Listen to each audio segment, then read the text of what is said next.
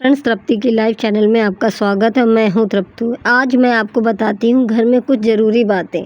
इतनी पूजा पाठ करने के बाद, इतना दान पुण्य, हम अपने घर में हर चीज़ अच्छी चाहते हैं कि हर चीज़ अच्छा हो, किसी प्रकार की दरिद्रता का वास ना हो, बीमारी ना हो। फिर भी इंसान परेशान रहते कि घर में इतनी पूजा पाठ करने के बावजूद हम रोगों से ग्रस्त रहते हैं।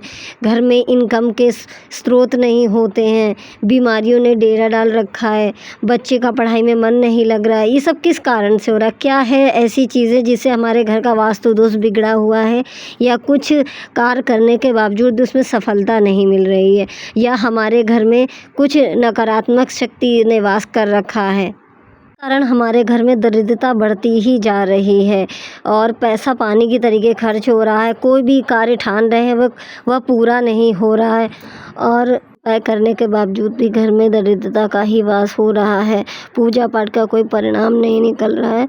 आज मैं बताती हूँ दरिद्रता, हर घर में दरिद्रता का वास कैसे होता है, तो वो मैं आज आपको बताती हूँ। लक्ष्मी और दरिद्रता दोनों ही बहनें हैं। लक्ष्मी के साथ अलक्ष्मी का भी वास होता है। और फ्रेंड्स, अलक्ष्मी के 14 पुत्र होते हैं। इनके 14वें पुत्र का नाम होता है दुसाह। दुसाह जो जन्म लेते ही भूख प्यास से पीड़ित होते, चिथड़े लपेटे हुए, मुख नीचे किए हुए, दुखी होकर ब्रह्मा जी के पास जाता है। और अलक्ष्मी का पुत्र जो दुसाह ब्रह्मा जी से कहता है कि मुझे निवास स्थान और भोजन दीजिए, नहीं तो मैं पूरे विश्व का भक्षण कर जाऊंगा। भक्षण से इस मनुष्य में घर में रहने की आज्ञा दी। निम्न जगहों पर दरिद्रता का निवास होता है, जो मैं बताती हूँ किन किन जगह पर। जिस घर में सुबह शाम लड़ाई झगड़ा होता है ना, सुबह शाम किसी भी बात से, किसी चीज़ को लेकर लड़ाई झगड़ा होता है। जिस घर में अतिथियों का, माता पिता का, किसी का भी व्यवहार अच्छा नहीं होता है, या किसी का स्वागत सत्कार नहीं किया जाता है उस घर में।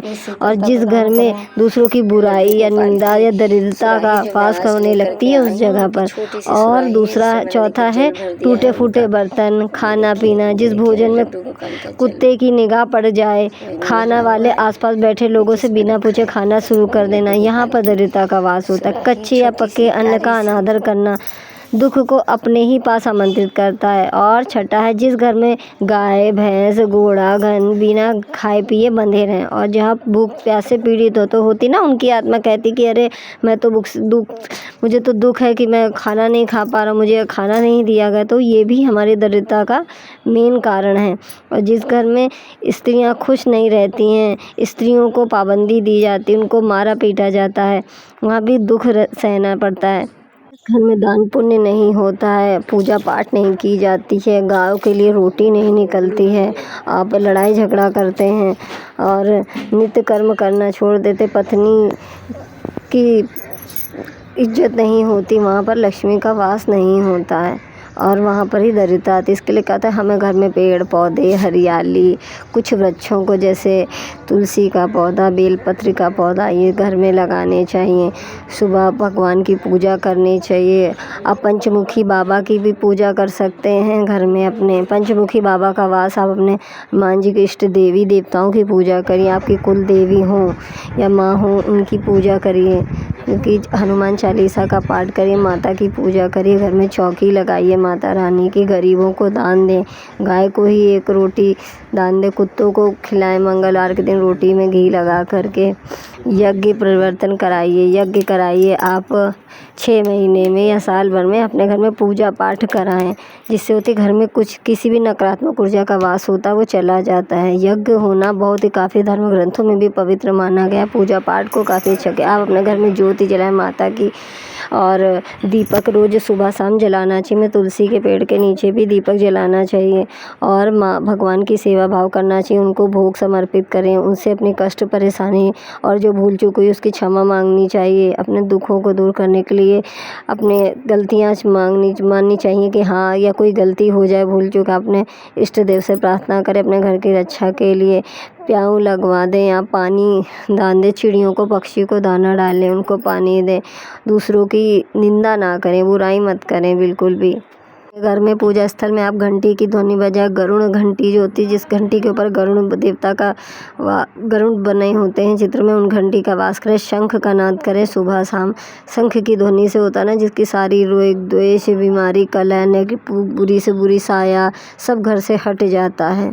और सूर्य भगवान को जल अर्पित करें। सूर्य देव को जल अर्पित करने से आप तेजवान होंगे और अपने घर में ऊर्जा का नया संचार होता है। एनर्जी के देवता पॉजिटिविटी आती है। उनको देखकर उनको सूर्य देव की भी पूजा करनी चाहिए। हमें रोज 1 लोटा जल प्रभु के समर्पित करना चाहिए। भोले बाबा की पूजा करनी चाहिए। पाठ करें। आपके जो भी इष्ट देव हो, माता हो या भोले बाबा हो या कोई भी इष्ट आपकी कुल देवी, आप उनकी पूजा करें। नित्य भोग समर्पित करें। अपने कष्टों की क्षमा मांगे और लक्ष्मी जी का पूजा करें। हर शुक्रवार वाले दिन शाम को बेलपत्री के नीचे भी लक्ष्मी माँ लक्ष्मी का वास होता है, इसलिए आप अपनी लक्ष्मी जी की पूजा करें। उनसे अपने कष्टों की क्षमा मांगे। कौड़ी, हल्दी और बतासे, सफ़ेद मखाने, काली कौड़ी और एक अक्षी नारियल, इन सबको एक लाल कपड़े में लपेट करके रख अपने पूजा मंदिर में रखें। उसकी रोज़ पूजा किया करें। पूजा करने से वो आपका धन होता है कि जिस चीज़ की हम पूजा करते रहते वो सिद्ध हो जाती है। विष्णु लक्ष्मी का वास करें। खट्टा अकेले माँ लक्ष्मी के नहीं, विष्णु जी के साथ ही उनकी पूजा पाठ करें। उनका आवाहन करें देवताओं का और माँ से अपनी भूल चूक की क्षमा मांगे। घर में झाड़ू इधर उधर ना रखे। घर के पीछे झाड़ू रखे, छुपा करके रखी जाती है। हमारे घर में जो झाड़ू होती है इसमें भी लक्ष्मी माँ का वास होता है। और चप्पल इधर उधर बिखरी नहीं होनी चाहिए। मेन दरवाजे पर चप्पलों को नहीं फैला के नहीं रखना चाहिए, क्योंकि हमारे घर में लक्ष्मी का 5 बार कहते हैं आवाहन होता है। अगर आप अपने घर में गंदगी फैलाते हैं या आपके घर में चप्पलें बिखरी हुई रहती हैं तो अब लक्ष्मी बाहर से ही लौट जाती है। बच्चों से प्यार से बोले, किसी को भगाए नहीं, दुत्कारे नहीं। कोई गर्व कर दरवाजे पर भिक्षा मांगने आता है, कुछ मांगता है, उसको खाना खिलाएं। जो भी हो आपके पास उस टाइम उसको खाना दें। ब्राह्मण या पंडित आता आप उसको ज़रूर दान दें। आटा ज़रूर दान में दें। कुछ दक्षिणा हो तो दक्षिणा दान में दें। कुछ खिला दें। अगर आप नहीं है खाना पीना तो आप उनको कुछ खाना खिला सकते हैं या दान में दे सकते हैं वस्तु।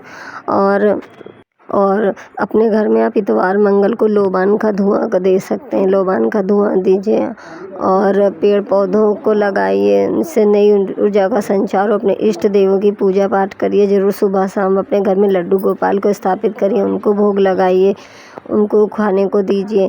ये होता है आप किसी को खिलाएंगे तो आपके घर में भी भंडार भरे रहेंगे। प्रभु सब देखते हैं और किसी भी तरीके का कोई बुरे कर्म काम नहीं करना चाहिए। ये सब हमारे घर में दरिद्रता का ही वास होता है। जिस घर में लड्डू गोपाल होते उस घर में कभी भी दरिद्रता का वास नहीं होता। अपने प्रभु को भोग समर्पित करें, उनकी सेवा भाव करें, उन्हें सुबह स्नान करके उनका पूजा पाठ कराएं, उनको नहलाएं, से बातें